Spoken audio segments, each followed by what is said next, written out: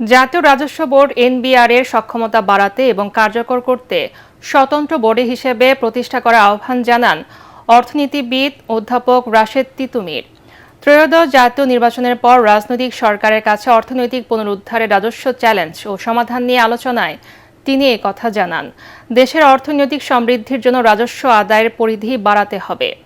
এর জন্য বিনিয়োগ, উৎপাদন, কর্মসংস্থান বৃদ্ধির বিকল্প নেই বলে জানান তিনি। সভায় বক্তারা দেশের বাণিজ্যিক প্রসারে অর্থনৈতিক নানা প্রতিবন্ধকতাগুলো তুলে ধরেন। অর্থনীতিবিদ মাসরুর রিয়াজ বলেন, অতীতে রাজস্ব আদায়ের লক্ষ্যমাত্রা বাস্তবতার ভিত্তিতে না হয়ে রাজনৈতিক বিবেচনায় হয়েছিল।